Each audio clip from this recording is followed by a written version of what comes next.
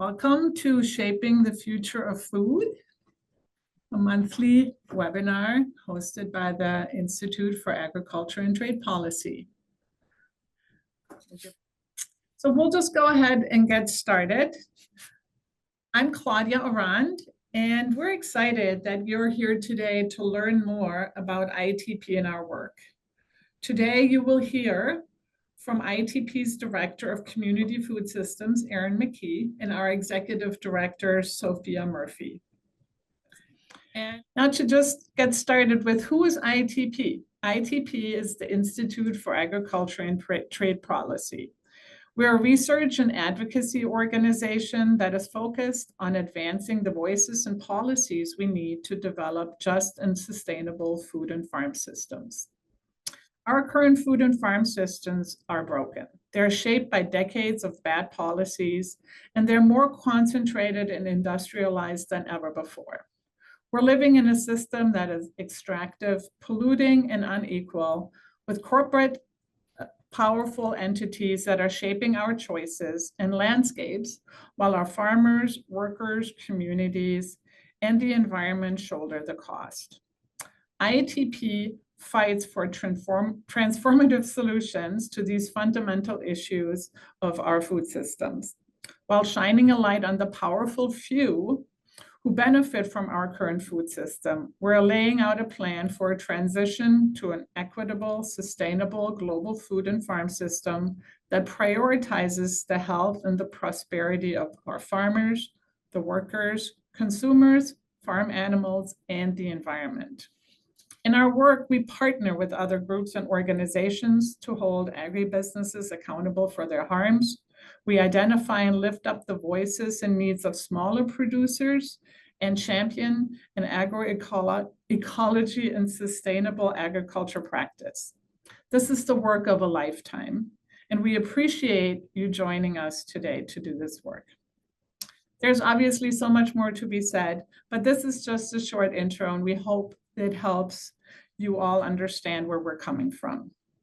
You can always learn more from our website, and of course, you can follow us on with our newsletter as well. With that, I want to actually turn it over to our speakers for today, and it is my pleasure to introduce my colleagues, Erin and Sophia. Erin is the director of our Community Food Systems program, and Sophia is our executive director. Erin, welcome. Thank you so much. And I am very excited to be joining you all today. I think it's a good time to be connecting and sharing a little bit about our work. You all might know it's harvest time in Minnesota. We have a short but very productive season, so we're enjoying the bounty from our farmers right now. And last week it was World Food Day. And in October, we have Farm to School and Early Care Month. So farm and food systems are very present right now and on the mind. And I'm excited to share a little bit more about our community food systems work in Minnesota. So when we think about community food systems, we're talking about food from somewhere, food that is centering a local community and where decisions about food and farming are closer to the ground and made by the people within those communities. We work to promote the right for all people to access sufficient, safe, culturally appropriate, and nutritious food. And we are creating and protecting access to markets for small and medium-sized farmers as well.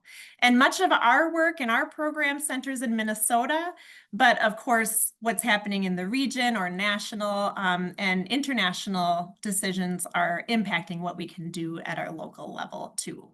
So if we go to our next slide, we'll talk a little bit about our on-the-ground work in Minnesota. We at our Community Food Systems program have rooted our work in a lot of experience in our communities. So We've done a lot of work directly with schools and early cares to help them launch local purchasing programs, to connect with their local farmers. We share best practices and resources. We support their planning processes. We do webinars, we do office hours and things like that to answer direct questions. So we really know this work inside and out because we have actually participated in the implementation of these type of local purchasing programs on the ground. And if we go to the next slide, we, because we've had that experience, we have seen the benefits of these programs firsthand.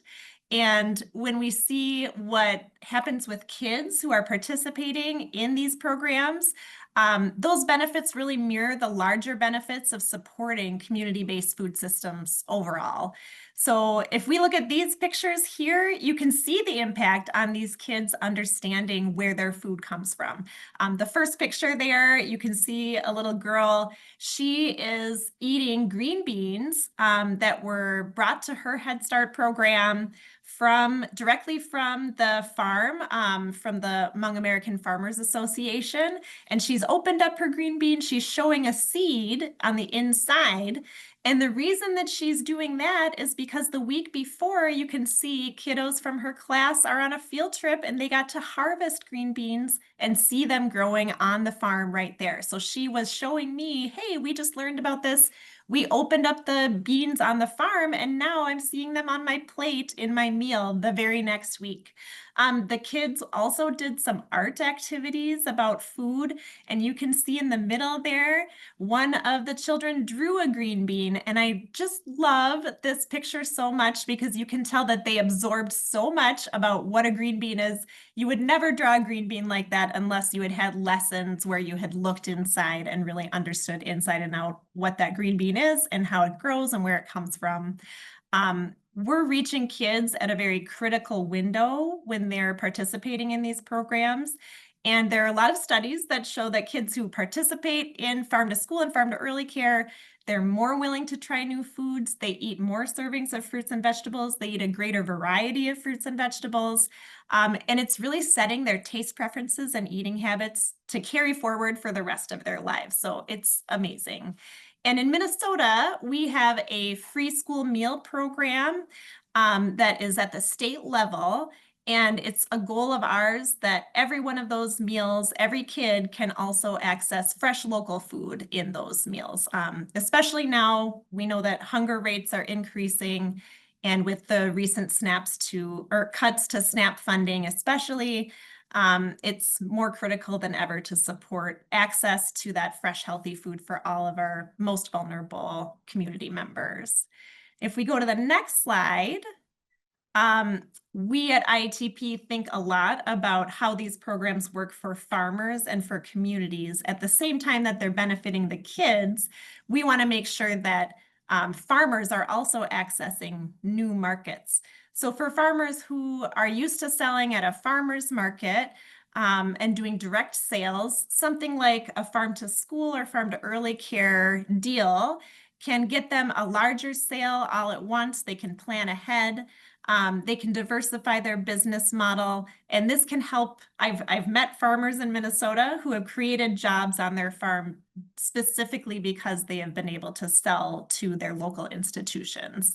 We also found in our own evaluation that every dollar invested in Minnesota's Farm to School program generates an additional dollar of local economic activity.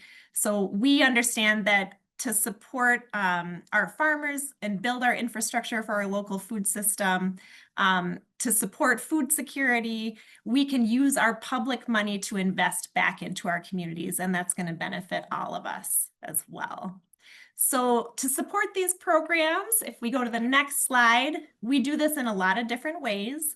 One of them is creating resources. So whenever we do that on the ground implementation work, we're doing that with an eye towards how we can make changes within the system overall to make this more of a normalized way of doing things. And so we create resources that are then out there for everyone to use based on the tried and tested techniques that our partners are successfully using on the ground.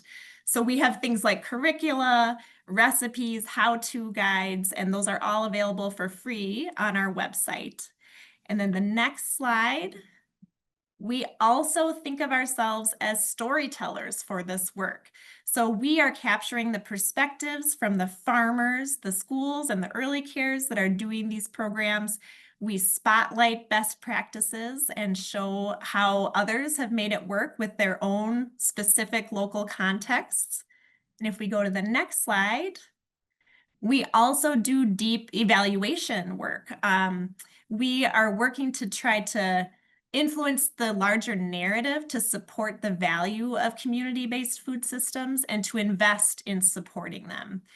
We do the research and evaluation, and then we test and document those positive, replicable models that we can spread around so that other people can also implement those agroecological solutions at the community level. And then finally, our next slide. An important part of our work is that we link this to systems change, and a community-based farm and food system needs to be led by the champions that are working in the system. Even if those systems are not set up to support them, they are also the ones that have the solutions to make them work better. So we're working to support those who are influenced by or who are going to be impacted by the policy decisions to have a voice in those systems. And one way that we've done this at the state level, we have co-founded and co-lead a network of farm and food systems organizations in Minnesota called the Mini Ag Network, where we work to let people understand how policy decisions are made and where the opportunities to engage and influence those decisions are throughout the legislative session and throughout the year outside of the legislative session as well. And then we also are part of a lot of coalitions at the national level that are working on issues that impact what we can do at the state level. For example, the National Sustainable Agriculture Coalition, NSAC, and the National Farm to School Network, which are connecting what we're doing back to the larger community as well. So I think one thing that's really interesting about working at IATP is the way that we do provide that bridge to link what's happening on the ground with the broader context and system that is operating around it and influencing it. And I'm very excited to pass over to our Executive Director, Sophia Murphy, to share more about her recent trip to Sri Lanka and connecting that with the international efforts around food sovereignty and agroecology. Thanks so much, Erin. And yeah, it was a great opportunity to get to go, and it's important for us, I think, to sort of understand how it is what we're doing in the state.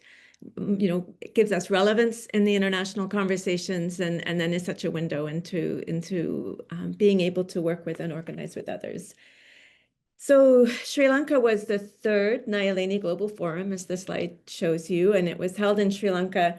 I won't say at the last minute, but it was a change of venue. The planning that had started a couple of years ago was to hold the meeting in India, but it proved impossible to get the government to agree to organize all the visas and permissions. And we can all imagine what that would be like in the United States right now if we wanted to host a meeting that in the end welcomed more than 700 people from more than 100 different countries to meet for 10 days, speaking in 18 different languages. So that most of the time in plenary, there were 40 or more translators at work the whole time, trying to make this truly accessible to people from so many different corners of the world. And it was a feat. So it's hard to get your hands around something like Nyeleni. There's one of the ways to think about it is the scheduling. There were sort of open fora to start that brought all the youth together. That was one of the streams of people that came. There were women's. There was a whole women's plenary. There was also a diversity and inclusion plenary. There were large meetings of Indigenous peoples that were represented. The primary tool was regional. And most of the delegations were chosen in a regional process. And we have the rather odd position of being a two-country region. We have a huge geography in North America, but our Mexican friends prefer to work, understandably, given language and history, They often work, and in this case, chose to be part of the Latin American region. So just Canada and the United States, in comparison, say, to Asia and the Pacific, which not only is, I don't know, a quarter or maybe even a third of the world's population, but also, I don't even know how many countries, many, many, many countries, and many, many, many languages. But for us, the region was really quite important, and the delegation selection focused carefully on these different constituencies that Nyeleni brought together. So if I step back, the first Nyeleni meeting was held in 2007. Nyeleni is the name of a mythical figure in the culture in Mali, the country of Mali. And Nyeleni is a woman who feeds her community. She's a farmer. And the first meeting is where La Via Campesina organized a meeting of their network globally of farmer and peasant organizations, which includes in this country the National Family Farm Coalition, for example, and National Farmers Union of Canada. At that time, I believe also the National Farmers Union in the US.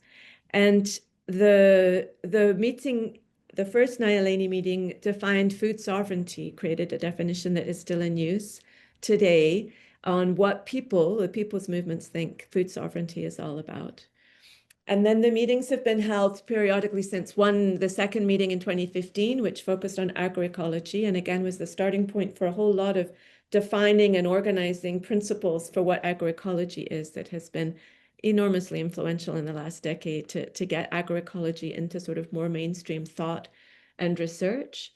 And this meeting was a different step again, where La Via Campesina wanted to bring in other movements and to say around food and food organizing, food and food sovereignty, there are other movements facing common structural barriers. We all face militarization, we all face authoritarian governments, we face unchecked power of corporations who are extracting the benefit from food systems at the expense of communities and of the ecosystems. And so the Nyeleni 3 in Sri Lanka brought together with Via Campesina and food and farm organizations, of which IATP was one for North America. There was also the public health movement, the women's organizing, World March for Women, and some of the other global women's movements. There were trade unions and farmers' rights organizations. There were also environment and climate activists.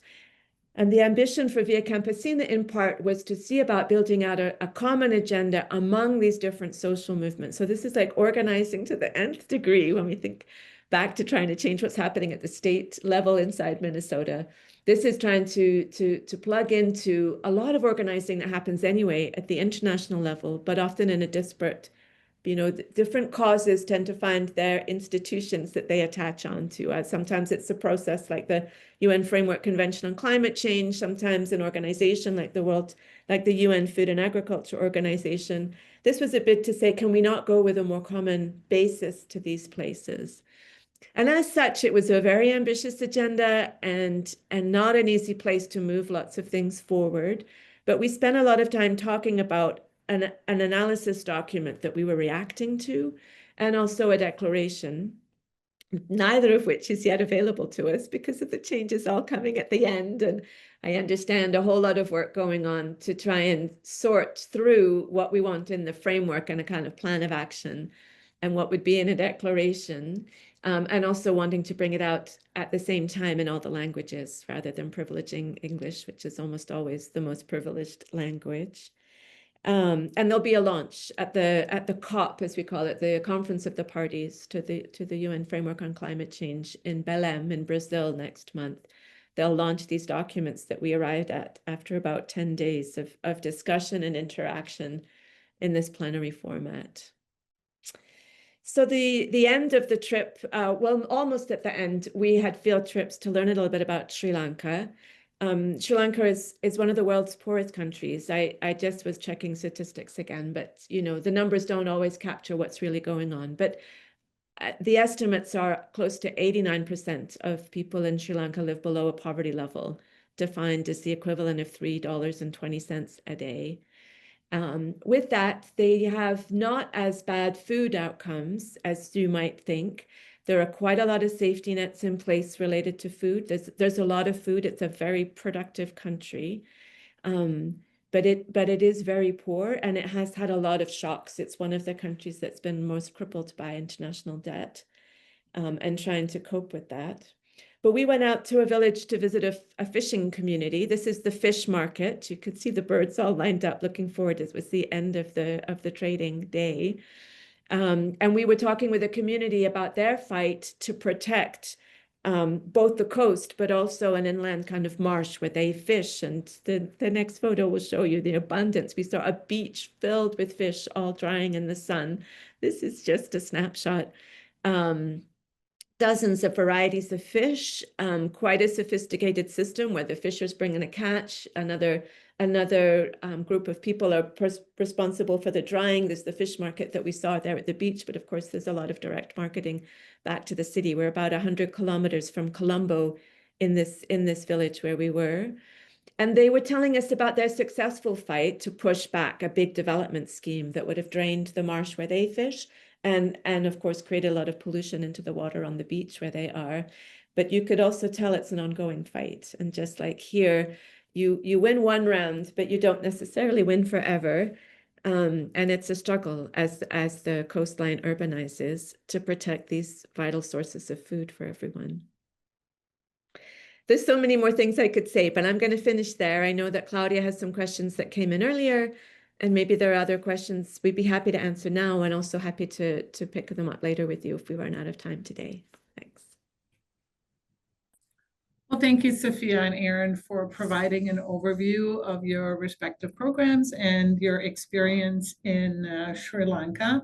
And yes, as Sophia mentioned, we do have some questions that were submitted to us during the registration process, and we also invite you to add a couple of questions if you if you have them now that came up during the course of this webinar. And I'm going to start with you, Erin, going back to your work here in Minnesota. Can you talk about key elements to your success in your farm to school legislation, and how many years did it take to get from introducing an issue to actually getting it passed, or getting the support from the legislature?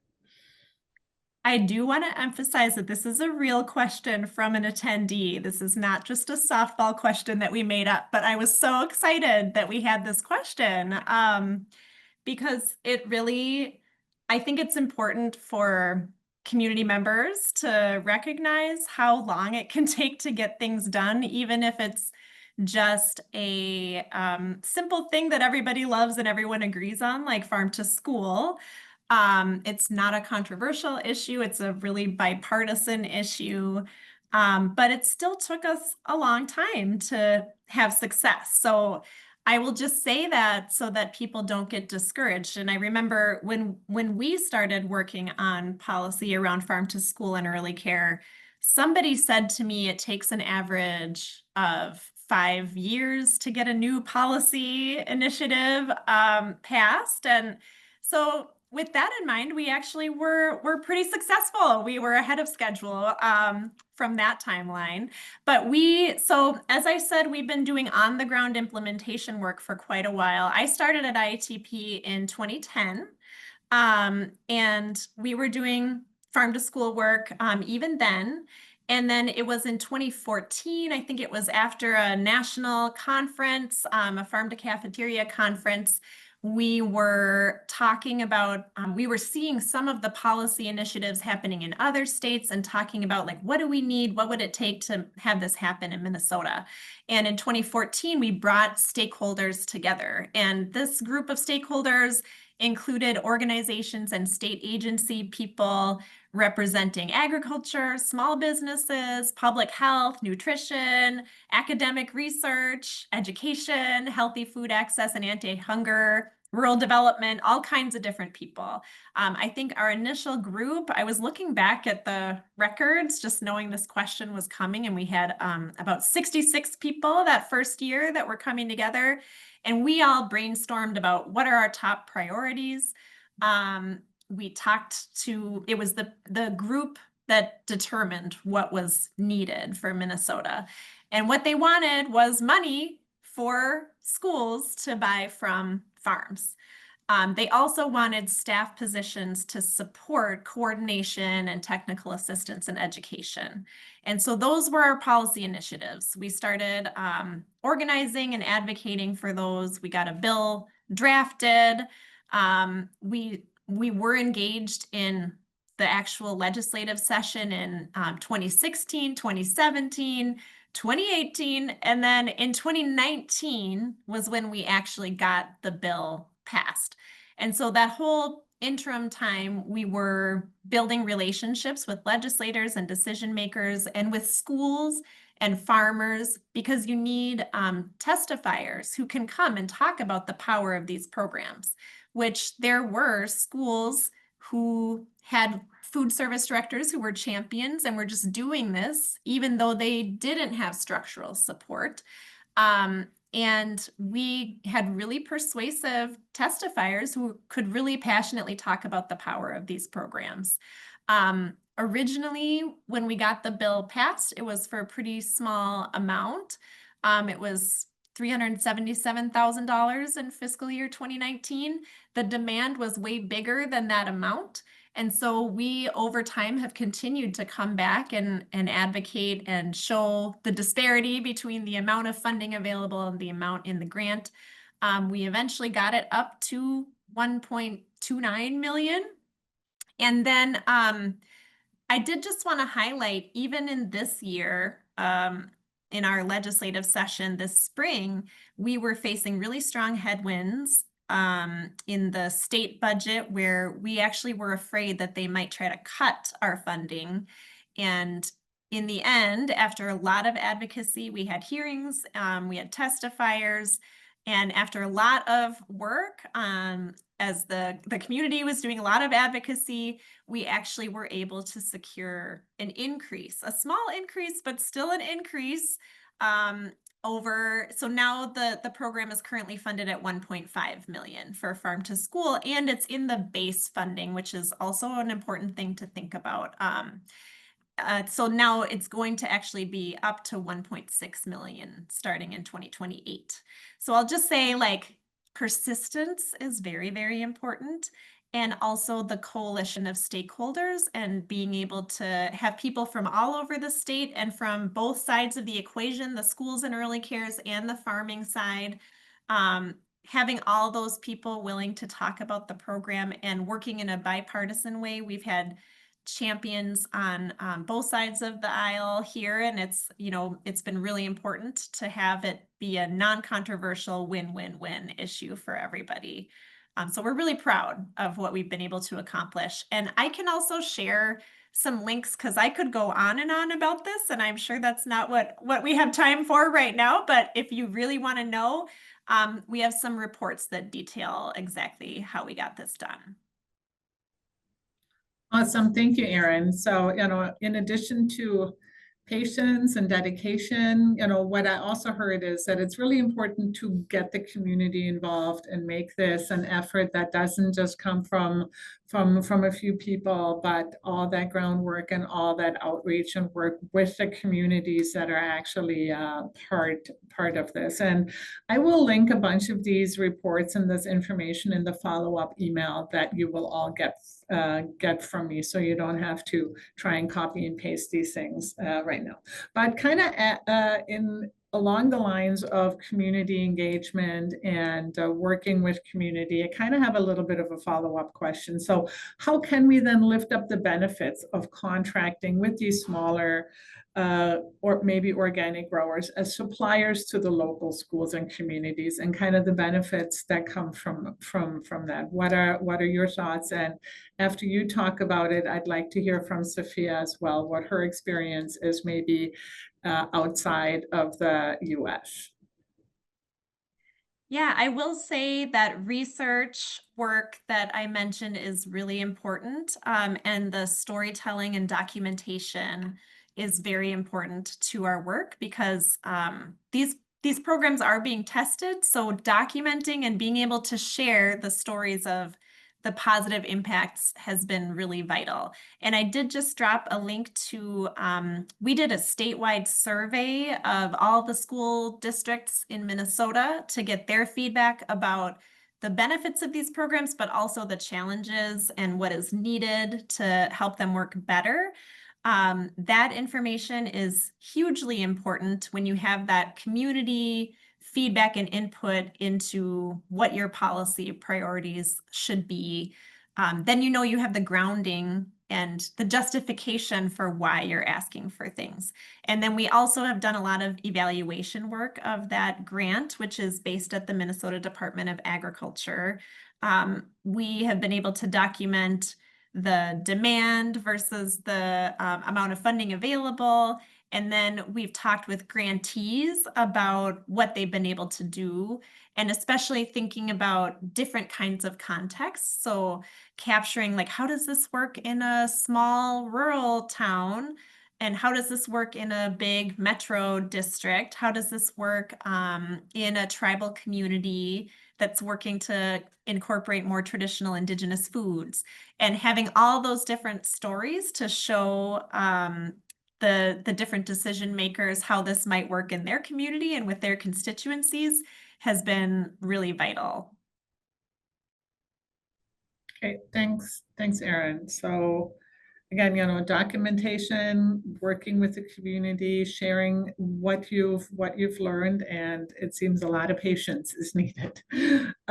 Same question to you, Sophia. What are your thoughts about, how can we lift up the benefits of working with these smaller scale and suppliers, and what does that do in the schools and communities?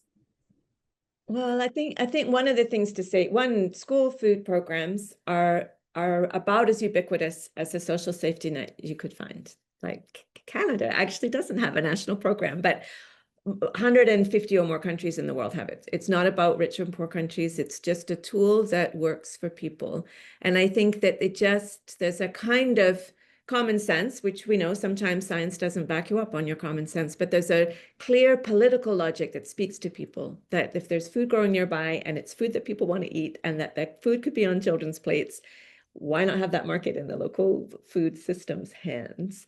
And we've moved a long way away from that in North America, most of Europe. We've got very, very big firms. Most of us don't even know their names, Sodexo and others, who procure food and supply to all of these businesses. But it's an obvious entry point because so much public money is involved, billions of dollars. And so it's become one of the ways in which agroecology, food sovereignty, different kinds of farmers organizations have tried to transform what their food system does. And Brazil has some amazing programs.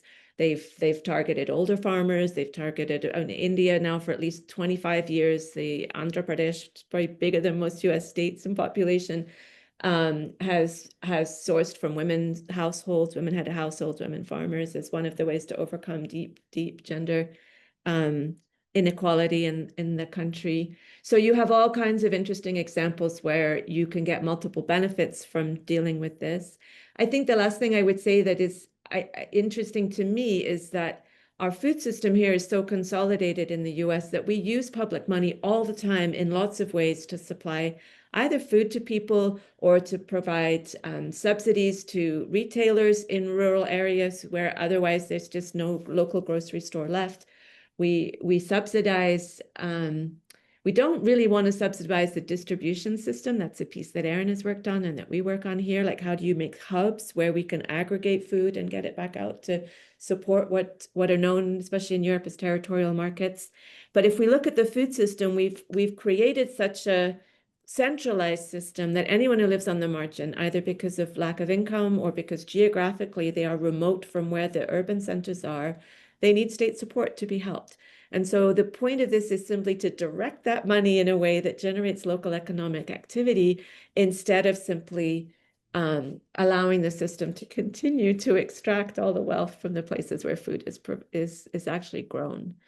So I think there's a lot of evidence. I don't think our biggest problem is that we don't have science to back it up. Erin was talking about it. We have so much evidence from around the world. I think what we need is to persuade people that it's not just because it feels good to eat local food, but actually economically we would be better off if we were decentralizing and redistributing our food economy and allowing that to be a bit like health care is, even in this US context where healthcare is still so heavily privatized, you see around the need to get everybody public health, you'll see a whole lot of economic activity is generated. Minnesota is a big beneficiary of that. I think food systems have obviously the same potential to be that engine. And when you go out and about in the world, you see how that's true. Just a last comment to say, Sri Lanka is a poor country, but its food systems are providing a lot of food that people can access and afford. It's struggled less with inflation than global average. And I think that's because it's less integrated into a world system that is much more extractive and that it's been harder for other countries to protect food access once they're integrated more into the global economy.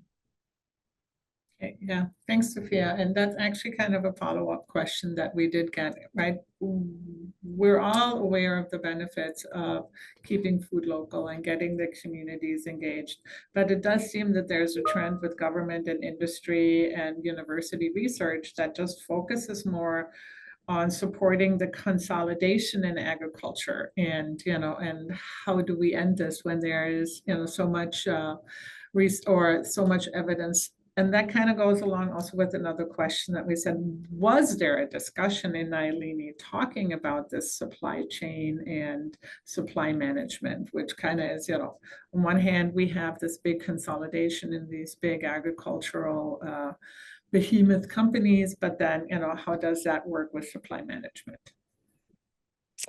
Well, I guess to go backwards. So yes and no. In the plenary supply management, some of the tools we have in North America to deal with corporate power are not as ubiquitous in other places. They're not necessarily topics that came up immediately. And certainly parity is a particularly US idea. I haven't encountered it in other places, in fact. I'm sure it existed. It's perhaps behind some of what the Common Agricultural Policy in Europe thought about, but really there they were just trying to produce a lot of food, recovering from a war. And then that gradually evolved into something that companies were increasingly able to take advantage of. So those particular ideas, no, not in the formal plenary, but there has been a process with Via Campesina to develop a new kind of framework for what international trade should look like. And they were bringing that to other leaders of movements to say, what about us working on this in a concerted way? Because trade, as it now is, has all these problems for all of us, and we could redo this, we could do it in a different way. And of course, IATP was especially excited to see that. That's work that jives with other things that we're doing to try and get those rules changed, but also just to change people's imagination on what's possible. And I would say the more general problem of then sort of how the system and the research and the incentives are all for corporate, I would say it's changing. I don't think that that's necessarily true. We're in a fight right now at the university with the University of Minnesota over the future of something called the Minnesota Institute for Sustainable Ag, MISA, which was a tiny piece of university funding that was set up by partners in the community, mostly in Minnesota, to say sustainable agriculture, this is 30 years ago, sustainable ag doesn't get the support it needs from the university. We need a place where we can come in, where we can learn, where we can also teach you what's happening in our fields. And that has been a really interesting center of extension and partnership work. It was Don Wise's idea. Many of you maybe will know him as a leader in our state who sadly passed away earlier this year. And I think that the research, we're now also part of an initiative to try and link up agroecology centers across the country. I think that there's a lot of interest in challenging corporate power, but we have a lot of path dependency. Now we have to kind of shift the infrastructure, shift the other big investments. I think a lot of people don't like what we have. Actually, now the government, the current administration has also broken a lot of this, sort of understanding on how things would work in the economy. And now I think we are challenged to say, okay, what is it we rebuild? So back to this question of hubs, how do we make a distribution system that local farmers can access, that feeds our local community? We have to do over for that. We have to change and build new in order to make that possible. Thanks, Sophia. And Erin, just we're coming up on time, but I just kind of want to give you a moment to wrap it up. So if you maybe want to comment on that question as well around how are we able to support these smaller farmers or these smaller organizations and not just the consolidation and the larger agribusinesses. And what's your experience here in the state? I do know mini ag is one of the ways to work on that. Absolutely. I would say if any of the attendees are local to Minnesota and want to join directly and kind of learning about the advocacy efforts happening around the farm and food system in Minnesota, signing up for Mini Ag. We do have a listserv. We have a newsletter called the Mini Ag Moment. And during the legislative session, we have bi-weekly update meetings on Fridays where we talk about what bills are out there and any action alerts. So if you want to get directly involved, you can sign up there. And I know some of the attendees are already part of our network, so thanks so much to all of you. But I do think that what Sophia said is very important to remember, that we are in a time of transition right now. And I hear from a lot of partners about how important it is to hold up the vision of the farm and food system we want to see, that is based on community values and that lifts us all up, and not to try to go backwards to a system that we know was not working for our farmers and our community members, but to actually push forward a positive vision for the future of our farm and food system. And there is an opportunity in this moment. It's a very challenging moment. I would say partners, farmers that I work with are very stressed and under a lot of pressure right now, but there's also a lot of resolve there and a lot of strength and solidarity with each other, and our belief that in our collective action, we can advocate for something different. And I think there's a lot of power in our community, and I feel like I'm not going to give up on my optimism that there's something better that we can offer and advocate for. Well, thanks, Erin. I think those are great words to end on. And we are at time, and I want to thank everybody for joining us for the webinar today. We will send out a recording of the webinar along with all the links that we discussed today and some additional information. And I do also want to direct you to our website. We just published a new report with some partners, and it's a longer report, so take some time, get some hot cocoa or wherever you are, and take the time to read it. It is available on our website. And then we look forward to seeing you in November and December with more Shaping the Future of Food webinars and content. We're still working out the dates and the topics, but we'll let you know once we have that all sorted out. Again, thank you very much for joining us today. Thank you, everyone.